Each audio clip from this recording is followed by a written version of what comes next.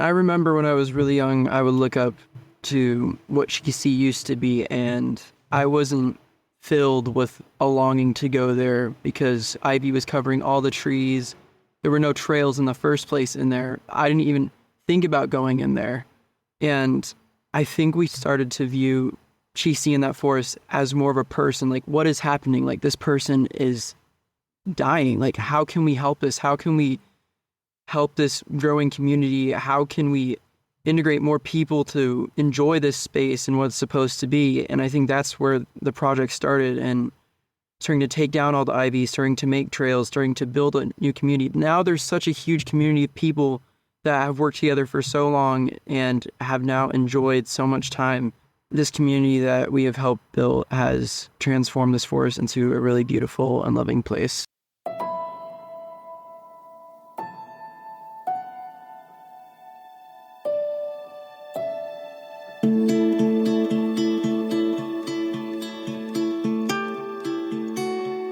Welcome to the Earthkeepers podcast. This podcast is for people who seek new and better ways to love and care for the earth. It's a podcast for anyone who is deeply concerned about the harm being done to the environment on a local and global level. It's a podcast that builds community and connection between people of like heart and mind, people who believe that earth care should be integrated into every aspect of life, and for many in the Earthkeepers community, that includes our spiritual lives. Welcome, friends, to the Earthkeepers podcast. On the Earthkeepers podcast, we talk a lot about transforming damaged or neglected spaces into thriving ecologies that benefit both the human and more than human members of the community of creation. Way back in episode 2, for example, we talked to Tahmina Martelly about how neighbors turned an unused parking lot into a thriving community garden for refugees. In episode 40, we spoke with Casa Adobe in Costa Rica about how folks work together there to restore a neglected region of jungle and to provide community access to a nearby river. More recently, in episode 78, Nick Rubesh and John Wayne Seitzler told the story of their community's efforts to rewild the section of church property that was once just an unused stretch of lawn. In all these cases, it took a whole community of Earthkeepers working together to accomplish the work of healing and transforming the land. Well, in this episode, we'll hear how the DeJong family was the catalyst to engage whole neighborhoods in the work of reviving and repairing a 43-acre forest called Cheasty Green Space in Seattle. And just a note of explanation, the Beacon Hill area of Seattle, where the Cheasty Green Space is located, is under a flight path to a major nearby airport, so you'll hear a lot of background noise. Even so, we decided to have our conversation outdoors to give you a sense of the realities of this very urban space. DeJong family, it's so good to be with you. I wonder if you could help our listeners out and tell us a little bit about yourselves, introduce yourself, and talk about what is interesting in your life these days. Orion? My name's Orion DeJong. I'm the son of Joel and Mary, and I've been helping work with the Cheasty Green Space since I was a little kid, and have enjoyed every moment spending time in the forest and how it's grown over the years. How old are you now? I'm 17. 17. Anna? My name is Anna DeJong, and I'm also the daughter of Mary and Joel. I have been working in the woods also since I was born, and it's been a privilege to have these woods available right in our backyard. And it's always been a safe and calm space to be. Mary? Hi, I'm Mary, and so fun to be in conversation with you, Forrest, and my husband and my kiddos. And you're currently all listening into our backyard. So we're all looking at each other, and we have dappled sunlight coming in through these trees, but we also have airplanes overhead. And I'm just thinking about a summer that has brought so much joy to our family. We walked through drying wetsuits on our way to this conversation. So there's been lots of surfing going on and lots of enjoyment of water this summer. Joel, how about you? Yeah, I'm Joel DeJong. My kids are calling me BDJ these days, Big Daddy Joel. We're in the backyard where I also work. converted the back shed into a workspace during COVID. So just coming out to chat with you during that break. But that seems to be part of our story, is trying to integrate our lifestyle and our dreams into where we live and to this place. Yeah, and we could be inside if we wanted to be, but I think it's going to be interesting to hear all the ambient noises of this place. And if we're lucky, the plains will be quiet enough to hear the chickens, which are not so far away from us here.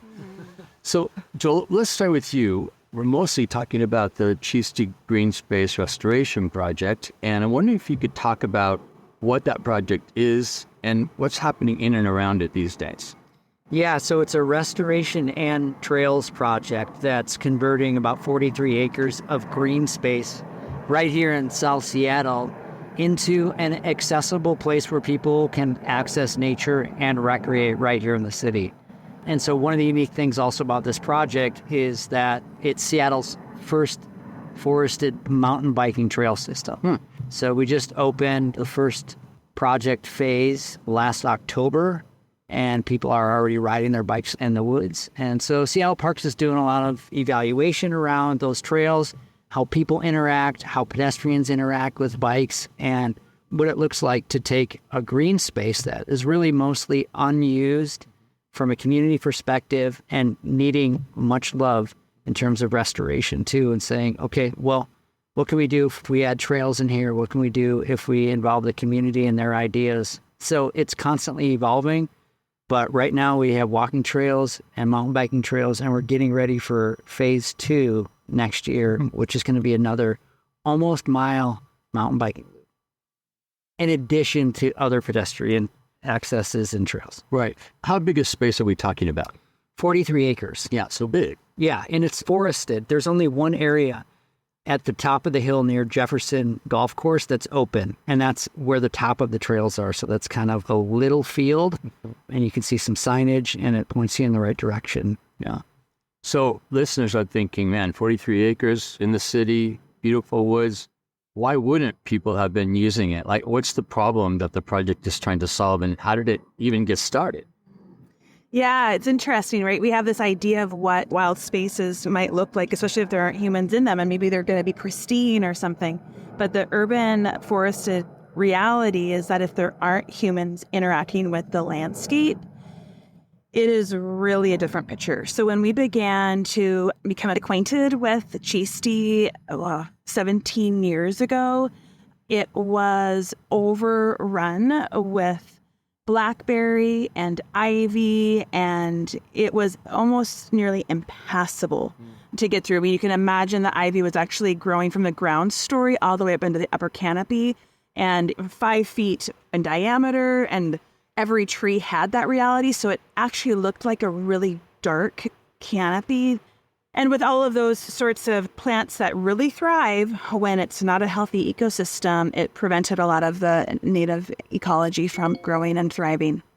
So we began to spark an imagination for what could this space be? I mean, an unfortunate reality, I think, when spaces aren't being interacted with in, I would say, positive ways, is there are behaviors that start to thrive in the woods that are not going to be beneficial for the whole society. Yeah. And that creates a culture of fear. So we began to get a pulse on this fear factor around the woods. So ecologically, it wasn't thriving. People were literally afraid of the woods. And it was in many ways preventing people from being able to access the amenities of the Rainier Valley. Cheasty Green Space kind of is on the eastern flank of Beacon Hill, and there's a whole vibrant neighborhood on top of Beacon Hill that couldn't actually walk down to what would become the light rail. So early imaginations began to link together possibility, like what if this space had trails? What if people could safely access nature here? What if people felt welcome instead of fear in the forest? What could happen? Yeah. And 17 years later, I think we're still leaning into that imagination, but also seeing a part of that story actually coming to bear. So to the uninformed eye, you could walk into that space and not realize it wasn't a healthy ecosystem, right? I mean, everything's green, and dense and lush. But when you talk about invasive species, when you talk about opportunistic species that are thriving in a place that they shouldn't be, what are we actually talking about? Like, what is the issue in terms of the ecology? Yeah, well, it's interesting. I mean, it's a longer story, but it probably goes way back to a settler culture and settlers coming in and deforesting landscapes. So Cheasty currently has a really strong population of big leaf maple, which are all around 120 years old. And that kind of aligns with a deforestation project that happened on this flank of land in the late 1800s. But there was no effort to replant anything. So a lot of the conifers would have come down. Big leaf maple are native, but they dominate. They dominate, and then they shade out any sort of native ground story. Also with settlers comes in a bunch of other plants that, again, opportunistically will take advantage of shade conditions, and that's where we see a lot of the blackberry and ivy growing in.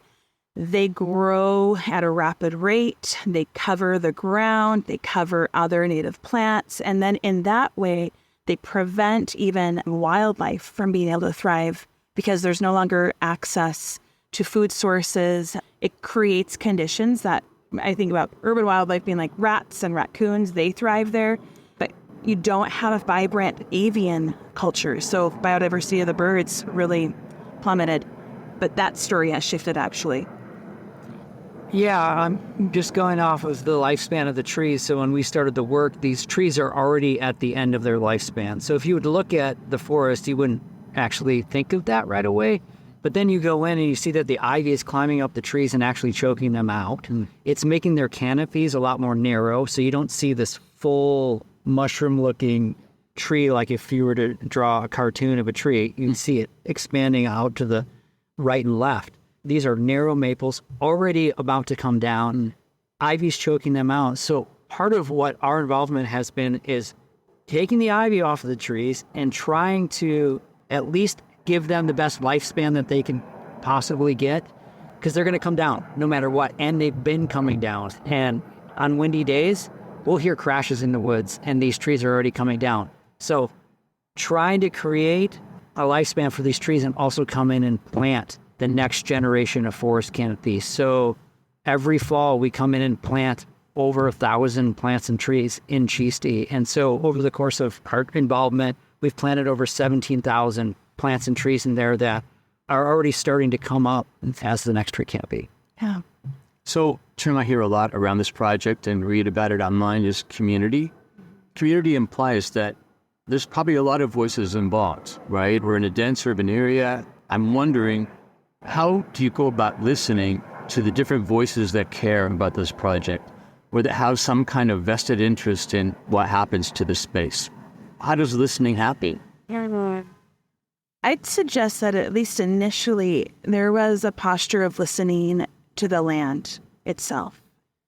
And I don't say that lightly. There really was a couple years after we moved here where we would just attune to that forest. It was a posture of curiosity. It was listening. It was trying to learn. It was watching. It was witnessing and trying to get a sense of what possibly the spirit of this place could be longing for. I wouldn't use that language in all of our community contexts, but at least as the initiators of this community project, that was a posture that began it. And then it was initially beginning to reach out to Seattle Parks. It's a Seattle Parks land. We see this land being in a degraded state. What can we do? And then it was with those initial inquiries that we got connected to the Green Seattle Partnership Project, which is an effort to tap private citizens as a volunteer base to work with Seattle Parks and Forterra, which is a nonprofit conservancy organization, land conservancy, and kind of creating this triad that together forms the Green Seattle Partnership. We received training and education to begin the work of reaching out more broadly to the neighborhood. And early days had us canvassing, literally knocking on doors. I remember bringing the kids in wagons around to houses, just saying, hey, do you have an imagination for this space? we have an inkling of an idea. You want to talk? Let's have a community meeting. And so early times had us gathering in people's homes for community meetings where we just began to be curious together about the land. And increasingly, the idea, restoration, of course, was there. Like, we've got to restore the woods, but there seemed to be something more wanted. And I think it was probably from the community, but again, from the land itself, that restoration was one thing, but so was recreation. Mm-hmm. This idea that we could recreate by being in the woods. And so what were plausible ideas to make that happen? So a pilot trail system on the southern 10 acres is what initially really kind of caught the imagination of the greater community. What if we, in South Seattle, who historically has not had access, safe and welcoming access to green spaces, what if we had a trail system? What if we had a loop that you could just walk on, play on, run on? What if we had trails that connected neighborhoods? What if we had trails that connected neighborhoods to the light rail and this vibrant Columbia City neighborhood? And that imagination got us funded for grants. And I think a lot of people began to light up around the idea that this was actually a right. We had a right to nature, and kiddos in the South End had a right to nature. And it really changed the energy around the story. It became more of an activism project, not just a restoration. Mm-hmm. And you think about common spaces, especially in the city, that don't require you to have an entry fee to get into them. And this is one of those unique spaces, and it's alive. It's alive with wildlife and biodiversity, and it is the thing that can create vibrancy. And so as the community organically came together in the early days, but it started to grow into its own thing and create its own momentum. And then it seemed like for part of it, we were kind of along for the ride. I want to hear more about listening and maybe what it meant to listen to the place itself, not just to the people, but to the forest itself. What does that mean? It really has been a process of learning to listen quite literally to the treescape, listening to the wind through the trees, listening to the rain through the trees. So becoming familiar with the oratory quality of the woods, but then, and through various experiences and encounters and learnings that I would have with various Indigenous elders, I began to realize that there was deeper stories in the land, that this was a strata. There was a strata here of our current present time. There was strata of what happened 120 years ago that would have deforested the landscape. There was a strata of settlers coming. There was the strata of this being Quatseach, the Duwamish name for the green and yellow forest. There was the strata of these deep time stories of the Duwamish people interacting with this land, hunting, foraging. And so through our restoration work, how could the restoration actually be in response to those deep time stories? You know, what we plant, so many native plants that have ethnobotanical qualities, and learning about then how the native peoples would have worked with these plants through food and medicine and clothing. And I think hoping that then our restoration practices were bringing us into right relationship with the place, with the spirit of the place. Those would be ways that I would listen. Ryan, how about you? How have you listened to the woods all these years? I remember when I was really young, I would look up to what Cheasty used to be, and I wasn't filled with a longing to go there because ivy was covering all the trees. There were no trails in the first place in there. I didn't even think about going in there. And I think we started to view Cheasty in that forest as more of a person. Like, what is happening? Like, this person is dying. Like, how can we help this? How can we help this growing community? How can we integrate more people to enjoy this space and what it's supposed to be? And I think that's where the project started, and starting to take down all the ivy, starting to make trails, starting to build a new community. Now there's such a huge community of people that have worked together for so long and have now enjoyed so much time spending their day in this forest. Because 10 years ago, 15 years ago, you would not see sunlight through this forest at all. It was like a dark space. You wouldn't even want to spend time there. And now this community that we have helped build has transformed this forest into a really beautiful and loving place. Yeah. You bring up an interesting point in what you say, because on the one hand, we're talking about the community of ecology of the space, right? We want to get it in balance. We want the right parts of the ecology to be there in a sort of community. But it sounds like the project itself has actually created community around it as people gather together to try to bring their resources and interests, that maybe they're driven to a deeper place in terms of knowing each other, caring for each other, being responsible for each other. Is that true? Does that have a sense that you have? Yeah, and with the community, like what Mom was saying about we would have community meetings in our house, I would always look forward to that because I would get to see the people that I would be in the woods with. And by the time I remember going into the woods, like Orion said, if it was a person, when I met the person, I loved it because there was already sun and the birds were always singing and I could see wildlife and I love it still. I want to call attention to some language that you're using cautiously. On the one hand, you're speaking, Mary, of the spirit of the forest. I hear you, Orion, talking about considering the ecology, the place as a person, giving it rights as a person almost.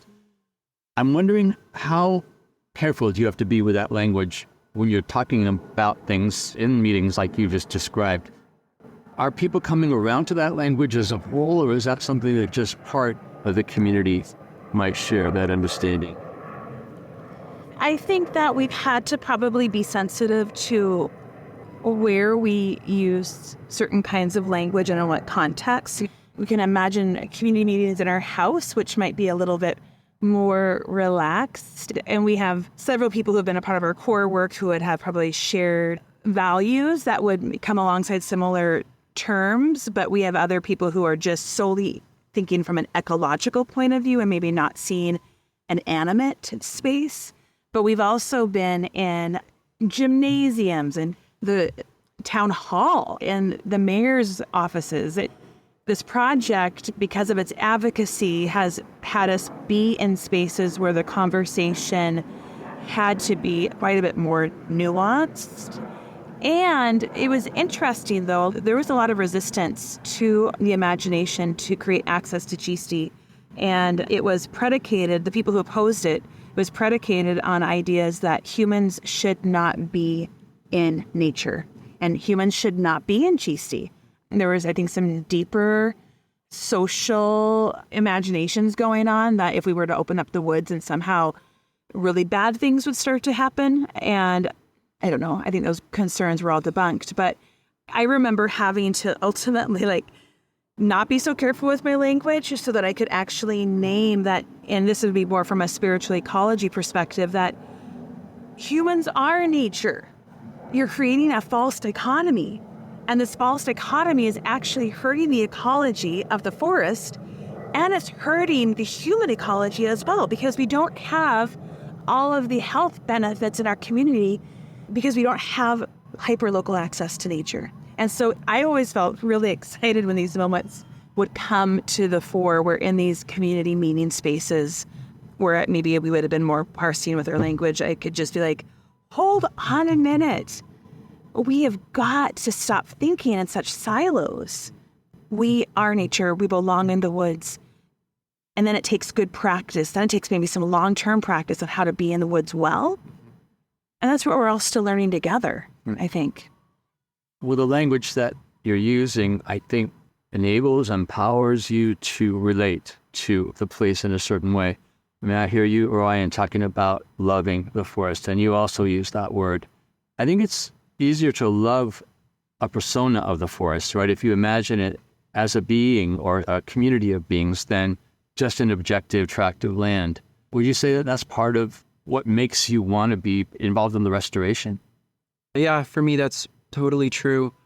I also think that in the beginning when we were starting this project, a lot of families had very young kids at that point, and the idea of having access to a beautiful forest like this was one that they wanted to follow up on. So I think viewing the forest as more of a persona really helped shape what it is today and has really helped form the community as well. Can imagine. One other question I have from something you said, Mary, you mentioned the Duwamish several times, and that's a people in a culture that itself is seeking restoration and recognition. I'm wondering, did they or do they play any part in the project? Was their voice part of the conversation? Yeah, so it's interesting how much our consciousness, I think, has evolved in the last 15 years. Because I think it would be true that 15 years ago, we weren't conscious of that so much. We were just thinking Seattle Parks was as far as we would need to go. It wasn't until much later, I would say probably 7 to 8 years, when I think as a whole, the conversation around reconciliation and restitution began to shift kind of the conversational landscape in Seattle as a whole, that we began to wake up to like, oh my goodness, wait, there's so much more to what this restoration is about. And it was then where ethnobotany courses began to be offered through the Green Seattle Partnership. And I was taking those, and that got me more in relationship with the Duwamish tribe.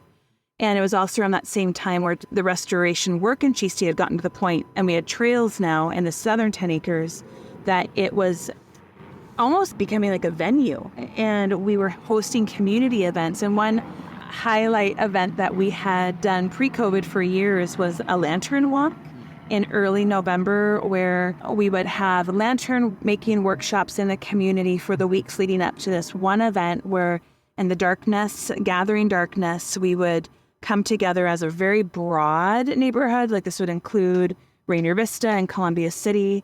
And we would light our lanterns and go in the woods together, singing songs and hearing stories. And we began to integrate storytellers from the Duwamish tribe who would come into the woods, and there would be these story stops or story stations. And it was, I think, a really beautiful opportunity for our greater community to really encounter the deeper story of the place, the story of the Duwamish people, and then how our present stories interact with it. And I think that's ongoing. I know that there are conversations with Seattle Parks about how to do restoration best practices that are in alignment with traditional Indigenous knowledge and working with the tribes on that. But it's a story of probably missteps, right? You know, it's just what it's like doing restoration. It's hard work and it's not always done right. And you find out that you're misnaming things, or you're calling something that promotes xenophobia. It's such a learning process. And it's amazing, I think, what the woods can teach us in that way around cultural restitution and cultural restoration.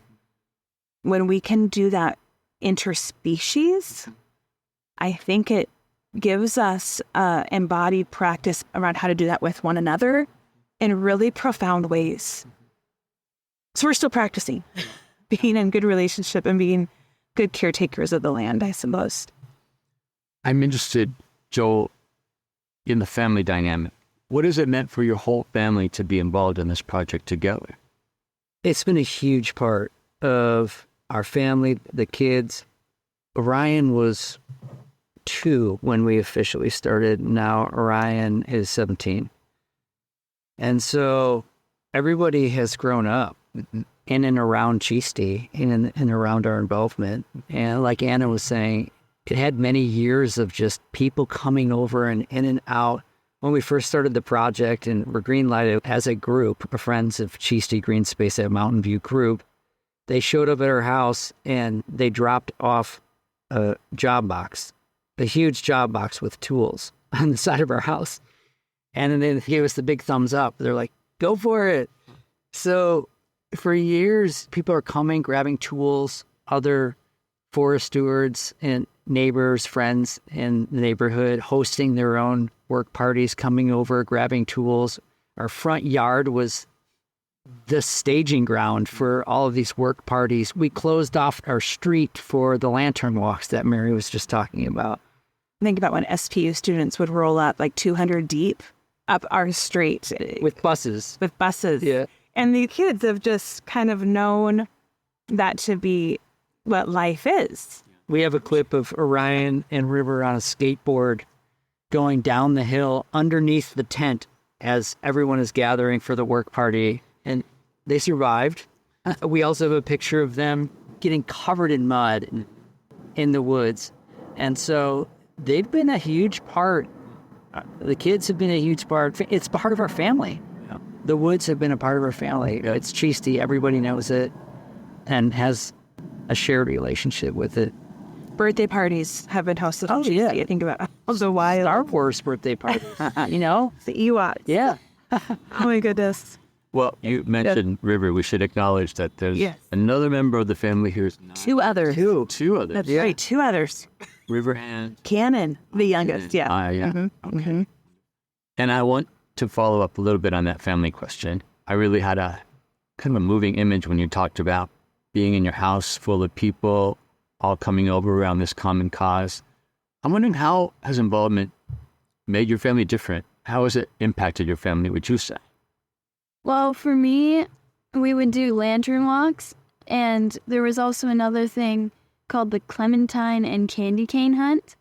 And those would always be things that I would be looking forward to. And so would the work parties, because I'd be like, are my friends going to come over? Yeah. Are they? And then I'd get really excited. And then usually we would end up planting 2 trees and then running back home and eating donuts and like pouring hot cocoa mix into our mouth and then the water. But you got those 2 trees planted, right? Yeah, that's what you have to do to get kids involved. Is like make it enchanted, right? So enter the magic. What about you, Ryan? How do you think it's impacted the family? I think it's really brought us together. This whole project has been all of us together. And mostly when I was younger, we would have work parties every Saturday. So we would wake up every morning with a tent in our driveway, knowing that there would probably be like 30 people there. There'd be donuts. And it brought us together, brought the community together. I also probably ate a rather unhealthy amount of sugar on those days. But it was so much fun for me to play with the younger kids, play in the mud, just to be in this space that was being transformed into something that could bring the community together. And I think at that age, I didn't really notice that much. Sure. But me being happy and me looking forward to the Saturdays where I'd be in the woods, that used to be a woods that no one would really want to go into, that unconsciously I felt welcomed there. And I think that was a really amazing thing. And now we get to ride our bikes together in the woods. Yeah. And so we're doing an after-school bike club and bringing more kids out in the woods and having fun together. Trying not to wipe out. So what impact has the project had then on the space itself? Thinking back to what it was, thinking forward to what it is and what it will be, what are some of the obvious changes that maybe give you hope to keep on with this? Yeah. Well, again, we kind of have this 43-acre woods that's dissected by an arterial, and the southern 10 acres has only pedestrian trails. So maybe I'll just speak to that. And it's those trails that actually, our home is like a trailhead into that portion of the forest. So what we see now on the daily are pedestrians, people who are going to school and people who are going to work, and they've clearly just come through the woods because there are now these trails through the woods. In the afternoons, we see kids returning home, coming up the street, entering the woods, going home, people that after work going through the woods. And then we also see so many people with their dogs, people running. When we're in the woods, it is a popular place for people to come and be and enjoy this green space, this greenscape. And we've seen the trees that we planted 15 years ago now at a mid-canopy range. So they're no longer just little babies. Your eyes are seeing them in the mid-canopy. And as more of the big leaf maples fall and we see these other ones grow up, like we're watching the forest grow. And so that's totally inspiring, totally encouraging. And I imagine you're planting species of evergreens, right? Yes. Are transforming the forest to what it ought to be, really. Correct, yeah. And lots of conifers. It's interesting, though, even in the span of the last 3 to 5 years, as in the greater Seattle area, we have witnessed increasing temperatures due to climate change. Western red cedar, who has been a primary species for the last 10,000 years in this bioregion, is no longer thriving. So it's interesting to acknowledge that for 10 years, we were planting so many Western red cedar, and now we're beginning to shift. We're getting more hemlock. Statewide Parks is seeing our zone shift to the point where we're likely to be planting more trees like Northern California. So it's changing, and it's interesting to be witnessing the rate of that change. About the trails, like what I've seen change, I've really seen the mountain bike trails, because that side of Cheasty always was kind of what side are the main trails on? Mountain View? Mountain View side? What that side used to be is kind of how I felt about the mountain bike trail side. But once the trails started coming, I was getting excited, and I'm going to be able to bike here soon. So it became more of a space that I enjoyed than kind of had fear about, because I didn't really know it was over there. But when we started putting more trails, it was really nice, and I got to explore it more. You guys are both old enough, Anna and Orion, to be looking at the future. And obviously you pay a lot of attention to issues of climate change and to what often is painted as a fairly bleak climate future. I'm wondering what the two of you are thinking about the future, and maybe more importantly, how you're feeling about the future. And if being involved with this project has actually made any difference in shaping that way you look forward. Well, for me, I have hope that we will be able to solve climate change in our generation. And I think that if more people can find the love of the forest as much as we have, then I think that will definitely benefit our climate in the future. Because I feel like there are people who are only seeing the forest as a resource to use to build things and not as a place to experience and to love. And I think if people would just take just a little bit of their time just to experience the woods and to find the connection with the trees, then I think that will develop a relationship with the forest that will help our generation keep forests alive and to grow more forests and to plant more trees in places where there has been deforestation. Yeah, I have hope that that will happen in our generation. But you, Anna? Yeah, I think what Orion said, and having forests in the city is rare, so having this gives access to people who usually wouldn't have that, and it can give them an idea that we don't want to lose places like this. We want to keep them healthy and make more and plant trees. Well, in some ways, when you talk about access, the fact is a lot of people in urban contexts don't have places to connect. But you're right, I think that connection is what empowers and inspires people to act, to love, to care, and respond to need.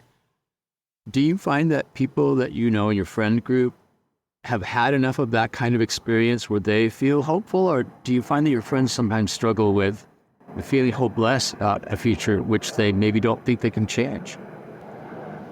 I know in my class at school, there's definitely different opinions on what the future will hold for our generation. And there are a lot of opinions on what will be the deciding factor on what will solve climate change, whether it's electric cars, whether it's green roofs on buildings or pollution in the ocean, if that's the main thing. But I definitely think trees are so important. They suck in CO2. That is such a big thing. And I think if everyone can just work together on the little things, then I think we will have a brighter future. Yeah, I think you're bringing up a really important point that we can all resolve as individuals to make a difference, but we have to actually look at the fact that our impact can be made so much greater if we're doing it in community. Even the community of a family, I think, makes your work more powerful than it would be just if you wanted to do a tree project on your own. So I'm really loving that sense of the value of community as an element of earth healing in some ways.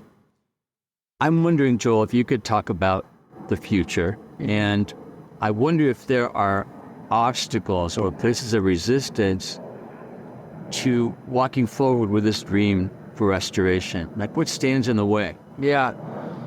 Right now, we have overcome a lot of the restraints to getting the project done. And it's been about a decade of navigating conversations with the city, with community members, figuring out the design for the space, what's appropriate for the city, introducing new recreation, biking for the Parks Department. A lot of those conversations have already happened. So in a sense, I feel like some of our restraints have been reconciled. And we have a project that has just actually gone through the final hurdle in terms of permitting for getting the second phase built next year. So in terms of the project itself, I'm really feeling good about, okay, I can see that we're close to actually getting all the trails that we have planned actually built and creating these access points for the community to access it. Then beyond that, I really feel like it sets it up to realize a whole new potential for the community, for Beacon Hill, and for Seattle at large. One thing that really helped us with our meetings at home is beer. We had free beer from Georgetown Brewing. I'd be about the donuts. No, but it was good to know that Roger from Georgetown Brewing, he came to one of these early meetings and he saw how contentious these neighbors were. And so he came up to me after that and he said, you guys are going to need a lot of beer if you're going to make it through this. And so he gave us free beer for all of our community meetings, which was great. As you're talking, I'm thinking about how listeners are listening to us. And they may be asking the question like, man, I wish I could do that. Like, I know spaces like this that need healing, that need involvement, that need to be integrated with a community. What would you say to them if that's what they maybe had the seed of a dream for, something like that? How bad do you want it? Yeah, right. Because it takes work, obviously. It takes a lot of work. And in retrospect, I think there are a lot of missteps that cost us years. Sure. And each space is unique and has unique potential to offer that community. So I think you have to start with what's unique. Mm-hmm. What's unique about your place? And what's the story of that place? How does it interact with your community? Mm-hmm. And then look at your idea and like, how can this thing come to be? Look at those restraints and what is the value of those restraints? What's the value of those voices? Because you're going to need to integrate them. Mm-hmm. They're going to come to the table. And the sooner that you can look at it from a larger, more of a living systems perspective, let's see this place and how it interacts with the community, how it interacts with the city, and how can we create value at all levels with my idea. And if you can name those things at the outset, you're going to have a much greater chance of getting your project completed, because when people hear about it, they're going to see the benefit for themselves instead of, in our case, maybe being fearful of what might happen if this is going to come into fruition. Yeah. And it sounds like the model you're describing, the strategy, I'll call it, is that the more people you can get on board, the more people you listen to, the more of the contextual factors you take into account, the more people are going to own and love the project, right? Yeah. Like if anyone came with a bulldozer and started at the edge of Cheasty, I imagine neighbors would be out there with picks and shovels and standing in the way and defending this place, which has become such a part of community. They own it. They love it. Mm-hmm. Well, this podcast has listeners from all over the world, and they probably are wondering, what am I going to do with this that I'm hearing? You know, what about this story makes sense for me? And Joe, you talked about what the implications are, but Orion, I wonder if you could talk about that. What would you say to listeners who are listening from contexts all over the world based on what you've learned? Well, I would say if you really care about a place, then it is definitely worth fighting for. And especially with like a forest, if there's a forest near you where there's not a lot of community access, then that is something to work for, and it will totally benefit your community. Mm-hmm. It'll bring people together. There's a whole community waiting to be formed through that forest. And that is something that can be done all over the world, and it'll bring a lot of people together. Yeah. And how about you? What would you say to people listening? I think if you find something you enjoy outside, like if you go on a hike somewhere else and you really find that you love it. And then you come back and you realize, I could actually do something here. I could make something accessible that other people would enjoy, and they would have the same experience that I experienced. So you could go out and then come back and realize there is more potential when you realize. And it sounds like you're advising people to really find those places of love in their heart. Like, what do you care about? Because it's a lot easier to build that into a place if it's coming from you and not sort of an external project. Yeah. Mary, what would you say to global listeners? I think I'd probably say to the global listeners something along the lines of what I say to my kids, which is always look up and look out.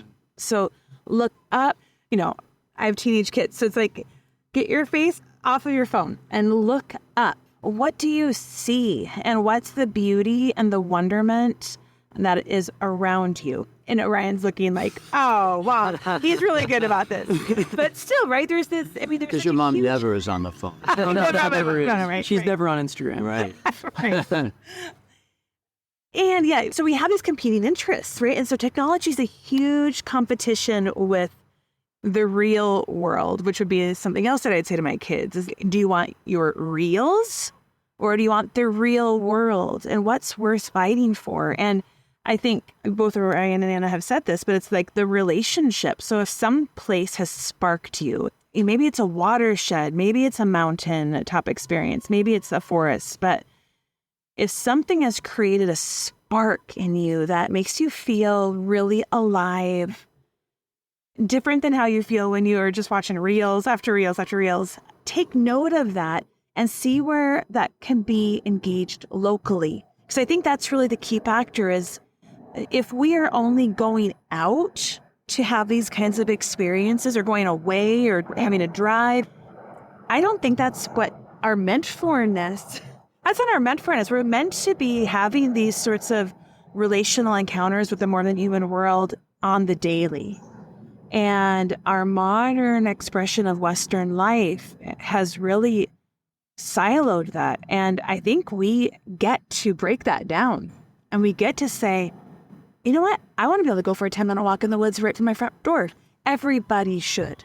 And so how do we redesign our neighborhoods? How do we redesign our cities? Cheasty has become that kind of model where people are looking at what does it look like to have neighborhoods that have access to green spaces within a 15-minute walk from my front door. It changes us. It's a slow growth change, just like the trees grow slow, but it has huge implications for how we live our lives. And so look up and look out and engage the real world instead of the reels world.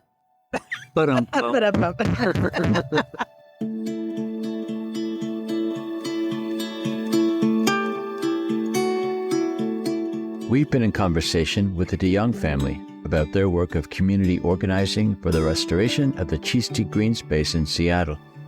To find out more about this project and to see family photos of the DeJong family in action over the years, check out this episode's show notes. I am Forrest Inslee, your podcast host. Our executive producer is James Amadon, and our producer is Dave Wolfers. Timothy Connor is our editor, and Forrest Reed is the creator of our original music. Our research assistant is Colleen Meggerly, and Jesselyn Gentry is our social media director. Thank you, friends, for listening, and please join us for our next conversation on the Earthkeepers podcast.